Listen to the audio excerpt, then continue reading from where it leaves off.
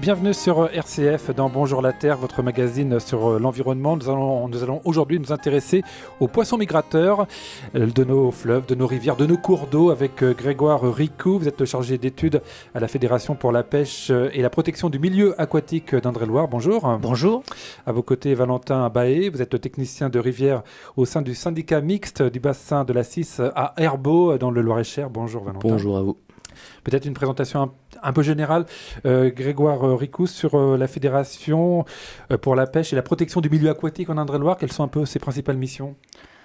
Alors, comme l'indique son intitulé, la Fédération de pêche s'occupe de la pêche, de la pratique de la pêche, de valoriser cette activité, et également la protection des milieux, donc la gestion, la restauration des milieux naturels. Par rapport aux poissons migrateurs, il y a aussi une association avec laquelle on travaille qui s'appelle l'OGRAMI, Loire Grand Migrateur, qui s'occupe spécifiquement des poissons migrateurs. Et vous êtes technicien Tout à de fait. rivière. Tout à fait. On va parler maintenant, on va présenter Valentin à votre collectivité locale. Donc tout à fait. Donc nous sommes une collectivité locale, donc le syndicat mixte du bassin de la Cisse. Alors malheureusement, mixte n'a aucun rapport avec la parité. C'est juste qu'en fait on regroupe des communes et des communautés de communes notamment. Et donc nous travaillons sur la totalité du cours d'eau qui est la Cisse. Et il faut savoir que dans la région, quasiment tous nos territoires de cours d'eau sont représentés par des syndicats.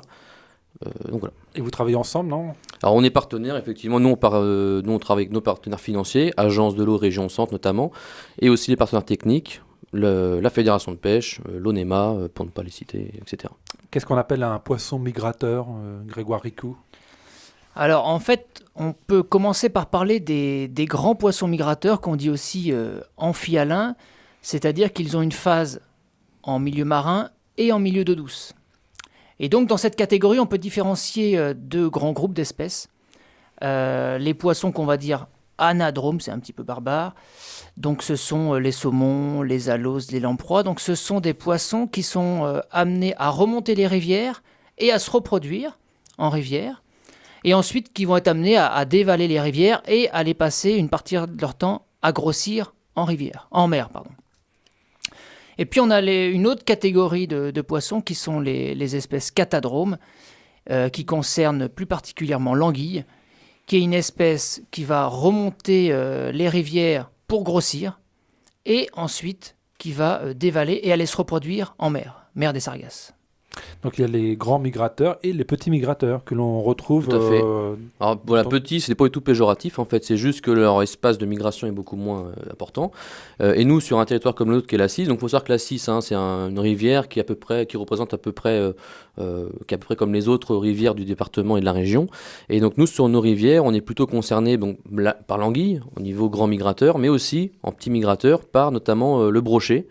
Qui a besoin aussi de migrer, notamment pour se reproduire, alors pas du tout dans les mêmes périodes, mais qui a aussi besoin de circuler dans nos rivières pour notamment pouvoir se reproduire. Quel est un peu le cours d'eau de la Cisse, à part alors la prend Cisse, sa source dans le Loir-et-Cher ? Voilà, donc la Cisse, c'est sur deux départements. Elle prend sa source dans la forêt de Marchenoir, donc au nord de Blois, et elle trouve son exutoire avec la Loire à Vouvray. Donc 512 km de cours d'eau au total sur notre bassin versant, donc un grand bassin, et avec des problématiques bien différentes, puisque notamment on a le plateau Beauceron, donc une problématique liée vraiment agricole, une partie médiane avec beaucoup d'ouvrages de moulins, donc là aussi une problématique, on va y venir juste après, et puis une partie vers Vouvray, vers ce qu'on appelle l'axe ligérien qui longe la Loire, beaucoup plus urbanisé, donc là avec notamment des pollutions liées aux communes, liées aux phytosanitaires. Voilà. Où retrouve-t-on ces poissons migrateurs, grands ou petits ? Quels sont un petit peu ces endroits, ces fleuves ou cours d'eau, Grégoire Ricou ? Alors, c'est vrai que dans le département, on a la chance d'avoir des grands cours d'eau, la Loire, la Vienne, le Cher, la Creuse. Et en fait, on est un petit peu à un carrefour stratégique par rapport au bassin de la Loire. Et donc, on a deux grands axes privilégiés qui passent dans le département. Donc, il y a bien sûr l'axe principal Loire, avec un certain nombre de remontées d'espèces, notamment du saumon, qui va aller se reproduire en tête de bassin de l'Allier. Et puis on a aussi peut-être un autre axe qui est un petit peu moins connu, c'est l'axe Vienne et ensuite Creuse, sur lequel un certain nombre de poissons migrateurs, le saumon, mais pas que le saumon, la lauze et la lamproie, sont amenés à coloniser ce bassin. On va marquer une petite pause et on revient après sur les poissons migrateurs de nos rivières. Le lundi soir, la littérature se découvre au fil des pages. Écrivains renommés ou auteurs d'un premier essai, ils nous présentent leurs ouvrages. Aventures romanesques, biographies, récits historiques ou encore polars, Élise Fischer vous emmène à la rencontre de toutes les lectures. Au fil des pages, c'est tous les lundis à 21h. RCF à Loches, 105.7. Et vous écoutez Bonjour la Terre, nous parlons aujourd'hui des poissons migrateurs de nos rivières en Touraine et également dans le Loir-et-Cher avec nos invités Grégoire Ricou, un chargé d'études à la Fédération pour la pêche et la protection du milieu aquatique en Indre-et-Loire, et donc à vos côtés Valentin Baé, technicien de rivière au sein du syndicat mixte du bassin de la Cisse à Herbeau dans le Loir-et-Cher. Est-ce qu'on peut parler à présent de chiffres Grégoire ou Valentin? Alors, au niveau des chiffres, donc l'OGRAMI tient à jour un système de veille par rapport aux évolutions des poissons. On peut commencer par le chiffre le plus important, c'est notamment les lamproies, qui sont pas exactement un poisson, mais on va l'assimiler à un poisson aujourd'hui, et qui a une forme qui ressemble un petit peu à l'anguille. On compte sur l'axe Vienne-Creuse près de 60 000 lamproies, donc c'est un nombre très très important.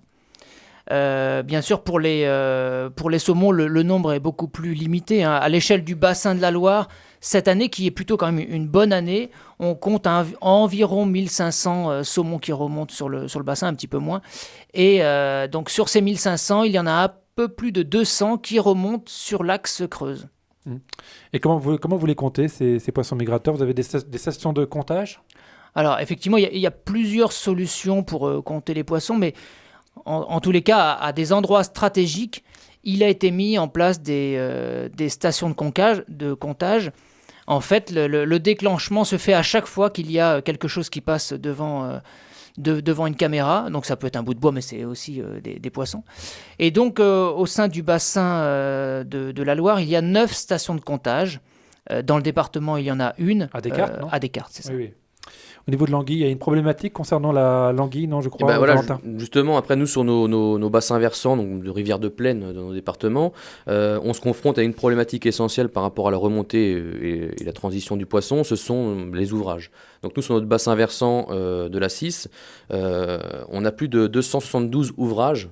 Donc ça va des petits barrages de 20 cm de haut à des gros vannages que sont les moulins, et notamment du coup 48 vannages très impactants qui bloquent, comme on le comprend bien, la remontée du poisson, notamment de l'anguille. Alors nous, pour répondre à ça, on a mis en place, le syndicat de la Cisse notamment, des contrats de bassin. Les contrats de bassin, ce sont, comme son nom l'indique, un contrat qui nous lie avec nos partenaires financiers et techniques et qui nous permettent de mettre ainsi des travaux d'aménagement de ces ouvrages. On peut peut-être tout de suite dire que la réglementation en fait a évolué ces dernières années et ça oblige un certain nombre de propriétaires à, entre guillemets, se mettre aux normes pour laisser passer les poissons mais aussi descendre les vases. Par rapport à ces propriétaires-là qui parfois leur regard ont des difficultés à appréhender cette évolution de la réglementation, nous, notre syndicat, on a pris le parti pris de les rencontrer tous un par un et de faire du cas par cas pour chacun de leur ouvrage et leur trouver des solutions. On est un petit peu les médiateurs finalement dans l'affaire entre la réglementation et eux-mêmes. On essaie de trouver des solutions au cas par cas, ça va de l'arasement complet à l'aménagement pour essayer de retrouver une continuité écologique dans nos rivières, laisser passer le poisson et descendre les vases. Les chiffres sont plutôt bons d'après vous pour 2015 ? Alors, qu'est-ce que vous en pensez ? Globalement, en tout cas au regard du saumon, les chiffres sont plutôt bons. C'est la deuxième meilleure année de remontée des saumons depuis que le suivi est mis en place. Pour les autres espèces, notamment pour l'anguille, on peut quand même dire que depuis 2-3 décennies, les populations d'anguilles sont quand même en nette régression, sur tous les bassins, et notamment sur le bassin de la Loire. Après, juste peut-être une note d'espoir, c'est-à-dire que nous, sur le bassin de la Cisse, effectivement, sur le drain principal, l'anguille stagne, voire diminue, mais sur des affluents type la Ramberge, on a pu constater une évolution quand même assez positive, entre guillemets, de l'anguille. Et puis, dernier point, on a quand même constaté cette année le retour de la lamproie marine sur le bassin de la Cisse et sur le bassin de la Brenne. Donc, à savoir qu'on a fait aussi des travaux sur des ouvrages, notamment à Vouvray, qui étaient les premiers ouvrages sur le bassin de la Cisse. Alors, est-ce que ça a vraiment un lien de cause à effet ? On ne sait pas, mais en tout cas, la lamproie marine revient dans nos rivières. Donc ça, c'est plutôt positif. Tout à fait. Quel est le cheminement d'un poisson migrateur ? Quels sont les obstacles qu'il doit franchir ? Alors, c'est vrai que si on se met à la place d'un poisson migrateur qui part de Saint-Nazaire et qui essaie de remonter les rivières, soit pour se reproduire, soit pour grossir, il va rencontrer un certain nombre de problèmes à sa remontée. Il va rencontrer déjà le bouchon vaseux de l'estuaire, donc avec des problèmes de qualité d'eau. Il va rencontrer des pêcheurs, alors des pêcheurs aux lignes, des pêcheurs professionnels, des pêcheurs aux engins. Il va rencontrer des problèmes liés à la qualité des eaux, à la qualité des habitats pour justement se reproduire ou faire son grossissement. Et puis, comme le disait Valentin, il va aussi rencontrer un certain nombre d'ouvrages qui vont stopper ces poissons dans leur remontée. Le chemin est long et difficile. Oui, c'est quoi? C'est sur 200-300 km, non? Là, pour aller, nous, si on prend le bassin de la Cisse, il y a quand même un sacré bout de Saint-Nazaire à la Cisse, je ne sais pas combien exactement. Ouais, dans les 250 km. Ouais. Est-ce qu'on a le droit de pêcher un poisson migrateur? Alors, pour la pêche des poissons migrateurs, donc, pour le saumon et la truite de mer, ces deux espèces sont interdites à la pêche sur tout le bassin. Pour ce qui est de l'anguille, il y a des périodes de pêche. En général, ça va de début avril à fin août pour les pêcheurs amateurs en ligne. Pour ce qui est de la lauze, la lauze est ouverte à la pêche toute l'année, mais elle est là qu'au printemps. On peut parler des juvéniles peut-être, non? C'est intéressant d'en oui, parler. c'est vrai que après, nous, sur nos rivières, lors des comptages, on retrouve souvent plutôt des adultes. Mais les juvéniles, alors, c'est une problématique qui est plus liée aussi à l'estuaire, peut-être au départ du fameux cheminement, où là, il y a quand même un peu de braconnage et de pêche intensive là-dessus. Donc oui, après... D'une manière générale, pour les juvéniles, ce qui va rentrer en compte, c'est la qualité de l'eau, qualité des milieux. Si on a forcément... Les jeunes individus vont être beaucoup plus sensibles à la qualité de l'eau et à la qualité des milieux.